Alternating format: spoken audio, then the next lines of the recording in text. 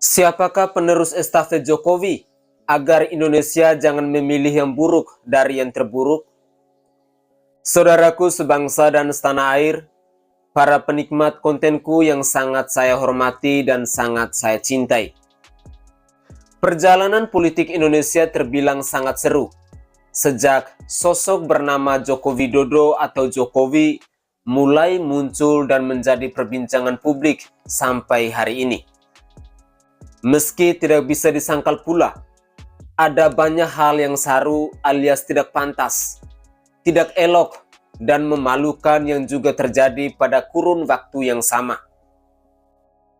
Lupakan era mati suri, karena negeri ini bak di setel pada mode autopilot pada era SBY memerintah. Juga lupakan intrik politik kejam yang terjadi saat era Gus Dur menjadi Presiden RI, dan terzoliminya PDI Perjuangan sebagai partai pemenang pemilu pada masa itu. Sejak Joko Widodo hadir, bermula dengan terobosan sebagai wali kota Surakarta, yang membawanya ke Jakarta sebagai gubernur DKI Jakarta, dan bablas ke Istana Negara, peta politik negeri ini berubah drastis. Meski perilaku bejat dan patut dipisuhi oleh sebagian elit dan kader partai politik masih saja terjadi. Tetapi, kehadiran Joko Widodo seperti menjadi oase bagi kekeringan yang dialami negeri ini. Sejak Joko Widodo hadir, daerah yang terlupakan mulai diperhatikan. Infrastruktur dibangun besar-besaran, birokrasi dirombak, mentalitas perlahan tapi pasti coba untuk direvolusi. Kedaulatan negara dikembalikan supaya kita bisa menegakkan kepala. Begitu pula perekonomian sekuat tenaga dijaga dengan menempatkan sosok yang terbaik di posisi Menteri Keuangan.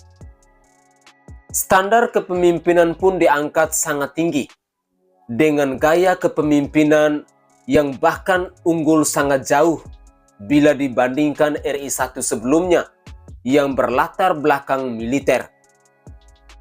Kalau prestasinya jangan ditanyalah, nanti ada yang baper dan gak bisa telan makan.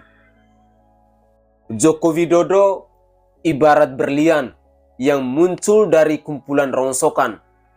Di tengah kondisi elit politik negeri ini yang tampak dibutakan oleh ambisi kekuasaan, tanpa pernah berpikir buat memajukan bangsa ini.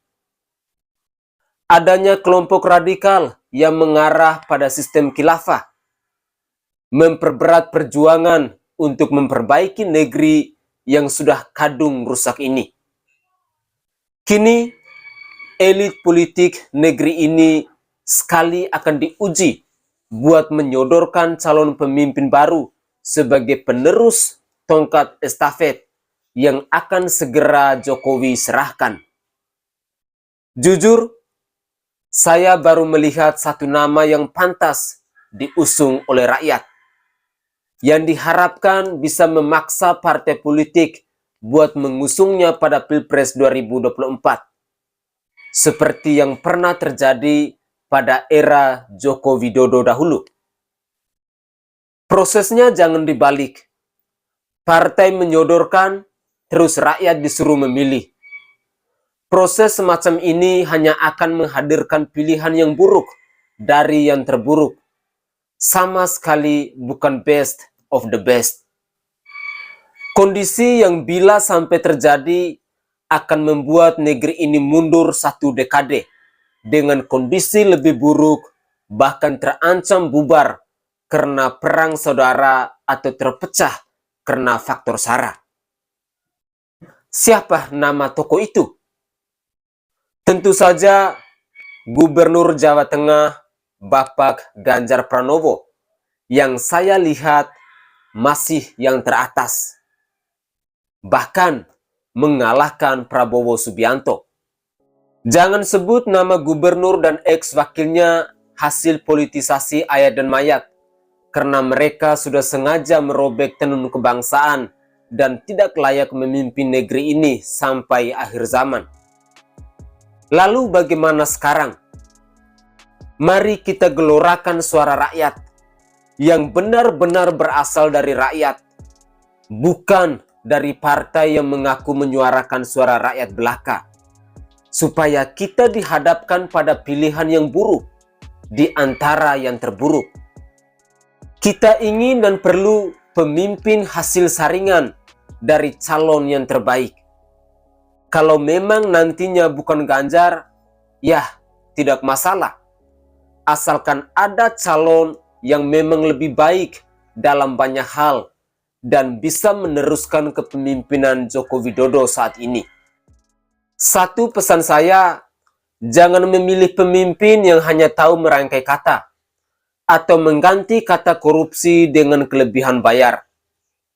Jangan pula memilih pemimpin yang mentalnya masih kekanak-kanakan serta modal untuk memimpin bangsa hanya dengan menjual tampan.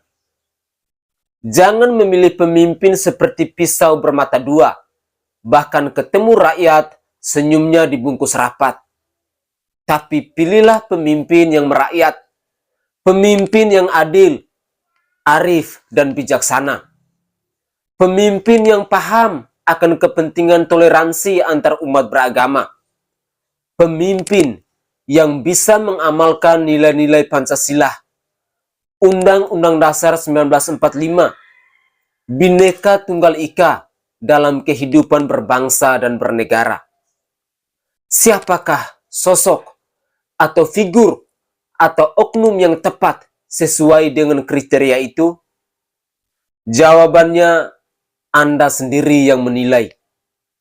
Bersama saya Sainai, mari kita selalu berpikir secara kritis dan bertindak secara bijak dalam menjaga keutuhan bangsa dan negara, khususnya menjelang pemilu 2024 yang akan datang.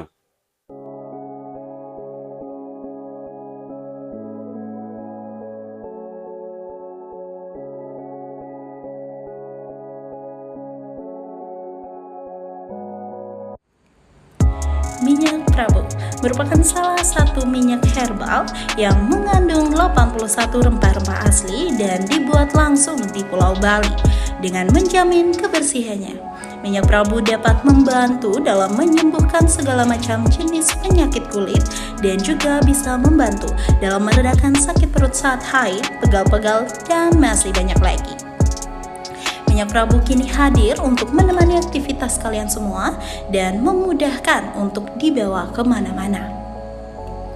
Minyak Prabu memiliki aroma yang wangi dan pastinya nyaman untuk digunakan. Buat apa ragu lagi, gunakan minyak Prabu, bukti menjadi saksi.